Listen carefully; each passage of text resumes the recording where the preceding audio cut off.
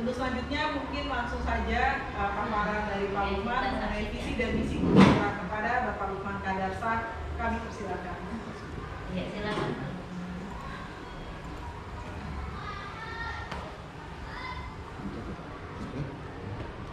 Assalamualaikum warahmatullahi wabarakatuh. Waalaikumsalam warahmatullahi wabarakatuh. Yang terhormat Bapak Haji Muhammad Hati, Kepala Sekretaris Departemen Nomor 3, yang kami hormati Ibu Ketua Komite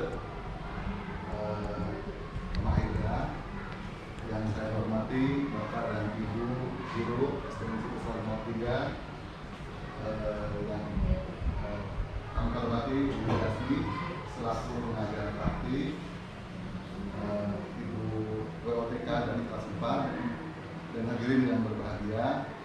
Alhamdulillah pada hari ini kita dapat berkumpul dalam rangka pendampingan individu, pendampingan individu yang kedua, itu dalam visi guru penggerak.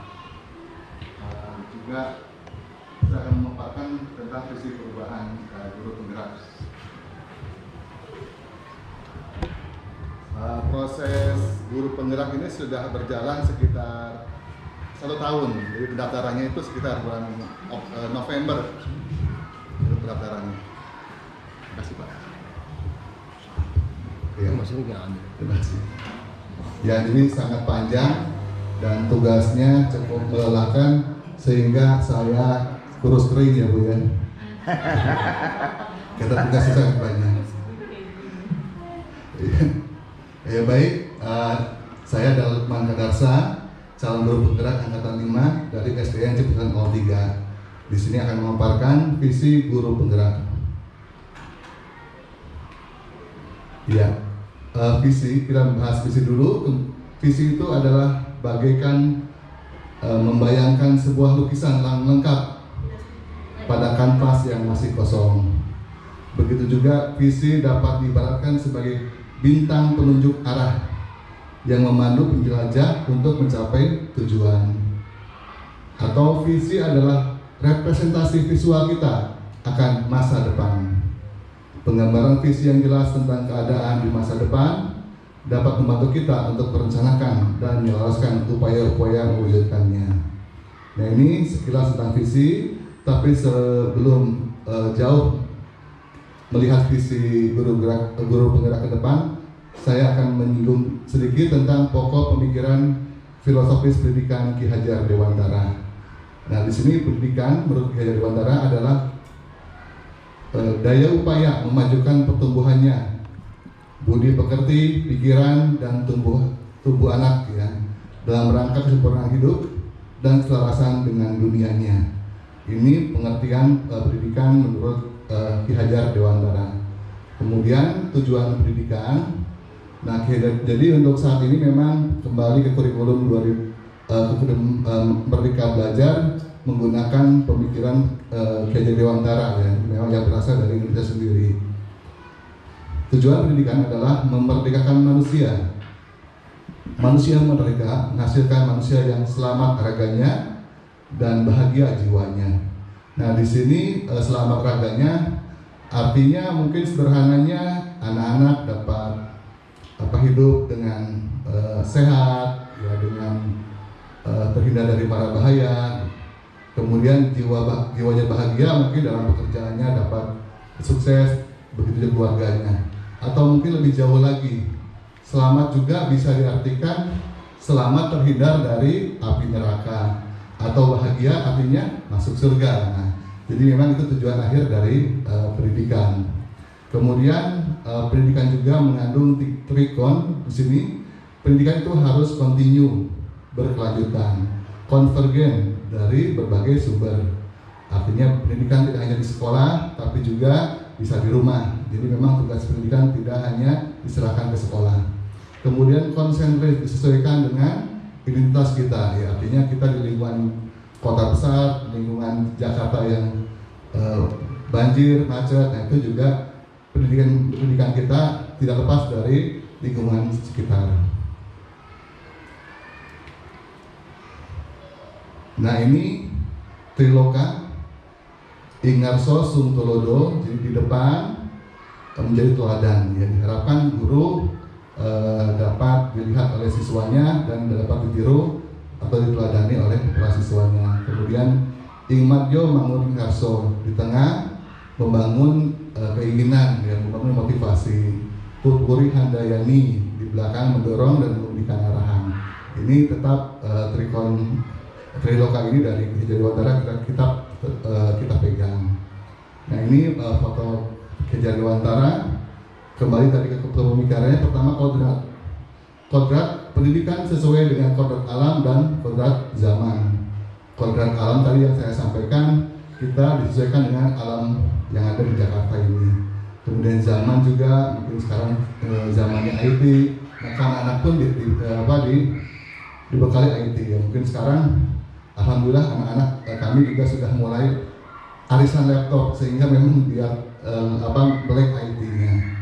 Kemudian bermain yang didik dan mengandung unsur budaya lokal. Ya, permainan-permainan kembali ke permainan zaman dulu, karena memang sekarang banyak anak yang menggunakan gadget, ya, jauh dari permainan budaya lokal. Kemudian tadi sudah disampaikan Ibu Dasni bahwa sebagai petani, ya, sekolah ibarat ladang, ya. Kemudian guru adalah petani yang menanam apa? Menanam benih, ya. Jadi benihnya adalah siswa. Jika benihnya padi, biarkan tumbuh menjadi padi. Jika benihnya jagung, biarkan tumbuh menjadi jagung. Jangan paksa jagung menjadi padi, ya. Artinya mungkin anak yang memiliki potensi olahraga misalnya, jangan dipaksa menjadi seniman misalnya, seperti itu. Jadi biarkan mereka hidup atau berkembang sesuai dengan potensinya. Budi pekerti untuk meningkatkan citra manusia yang berdiri teguh berpihak kepada nilai-nilai kebenaran, ya. Nilai-nilai kebenaran ini juga kami masukkan dalam keyakinan kelas, ya. Di sini ada kesepakatan kelas, ya, kejujuran, tanggung jawab dan sebagainya. Anak-anak sudah mulai mengenal dan melaksanakannya. Sebenarnya dari dulu sudah dilaksanakan, tapi lebih diperkuat lagi. Kemudian saya juga akan membahas sedikit tentang profil pelajar Pancasila.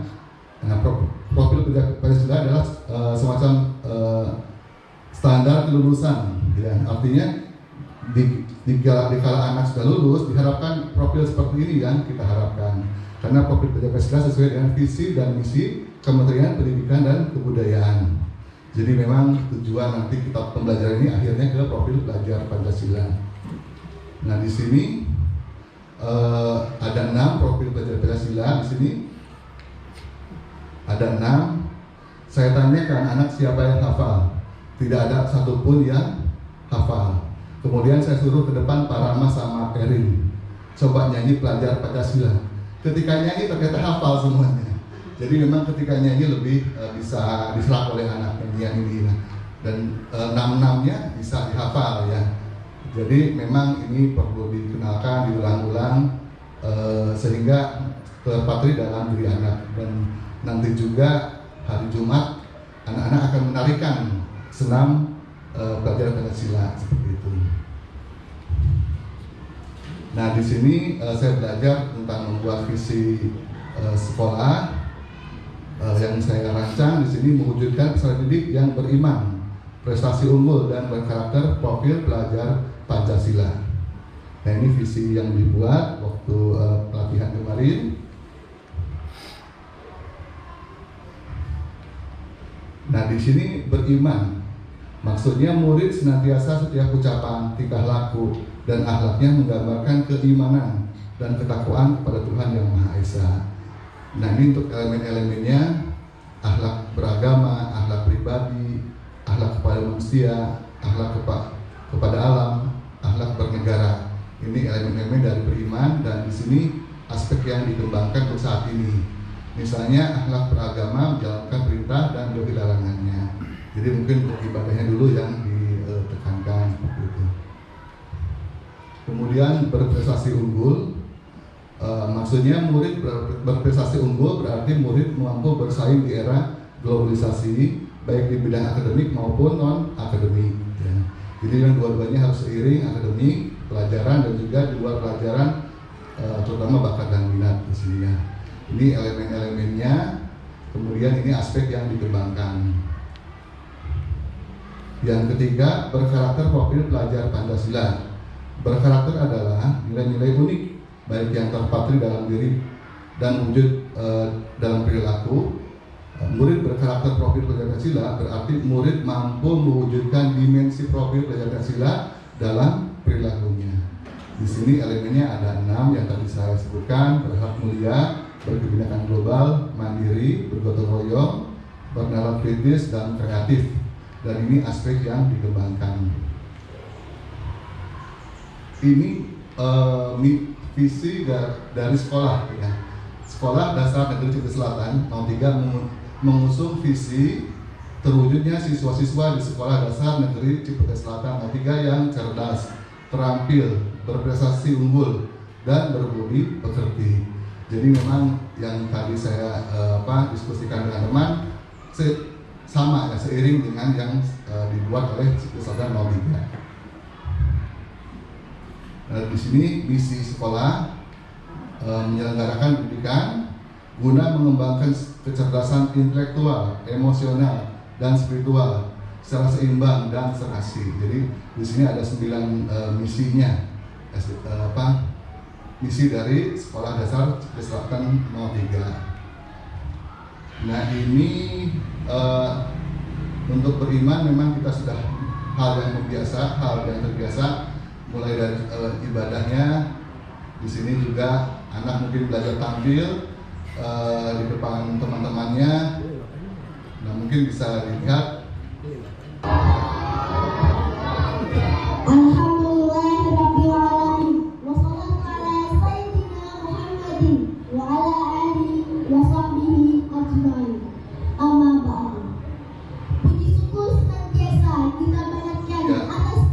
Kemudian membaca hafalan surat-surat pendek.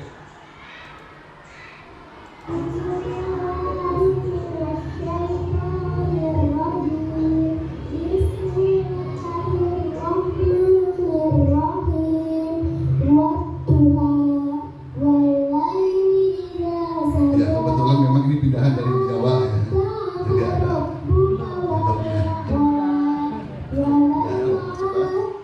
ya, ini kebetulan yang saya tampilkan memang siswa kelas 4C yang saya tampilkan di sini. Ya.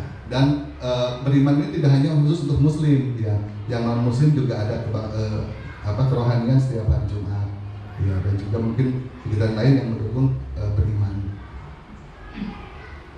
Nah, kemudian murid berprestasi, ya, di sini memang yang utama memang prestasi akademiknya harus bagus, ya, tapi memang luar akademik juga ada. Nah, di sini mungkin kemampuan, mungkin pidato berbahasa misalnya.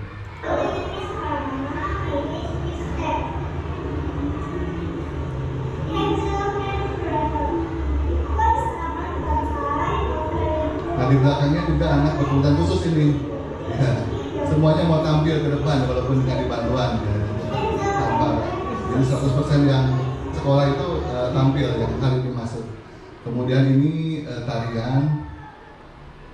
Jadi kami setiap hari Jumat mengadakan Jumat kreasi. Ya. Kemudian ini prestasi untuk silat, pencak silat. Memang ini prestasi tingkat kota ya Bu. Yang ini tingkat kota ya. Jadi memang kita unggulannya pencak silat ya. Nah, di sini juga untuk paskibra dan yang lainnya. Dan juga IT-nya dikembangkan, laptopnya mulai banyak ya karena anak-anak pada ikut parisan laptop dan sekarang belajar ANBK.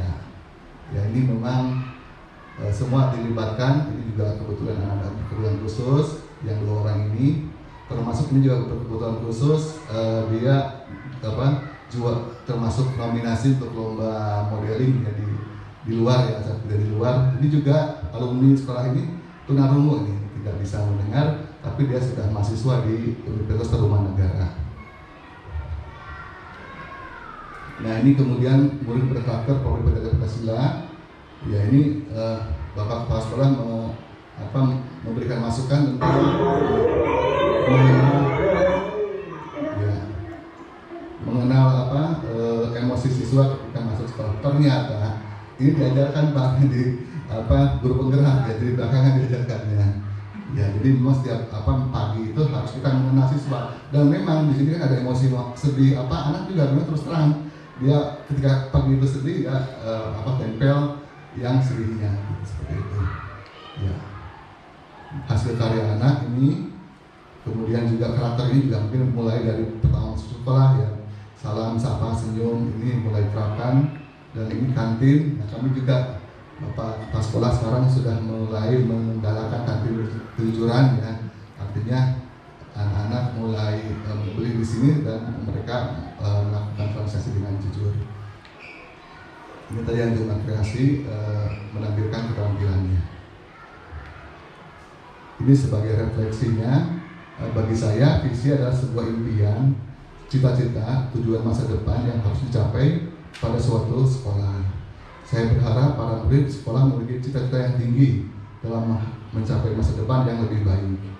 Kepada rekan pendidik berharap dapat mengemban amanah dengan sikap profesional, mengantarkan murid-murid menggapai cita-citanya. Kemudian kepada masyarakat termasuk orang tua, saya berharap adanya partisipasi dan dukungan atas program-program sekolah yang dilaksanakan ke depannya. Nah, di sini ada foto saya berdiri. Ini tidak bisa sendiri karena memang pertama dukungan dari kepala sekolah. Yang kedua dari rekan-rekan sejawat semua mendukung. Yang ketiga dari orang tua murid dan yang keempat pasti dari siswa sendiri.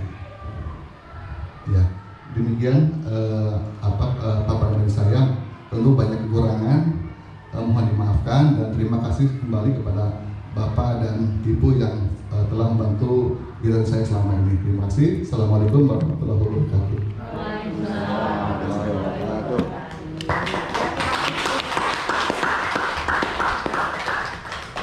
Demikian tadi paparan tentang visi perubahan guru penggerak dari Pak Lukman. Mudah-mudahan apa yang disampaikan tadi betul-betul bisa memotivasi kita semua untuk mungkin berubah mindset gitu ya, yang tadinya pembelajaran kita masih konvensional, tapi dengan latihan yang kita dapatkan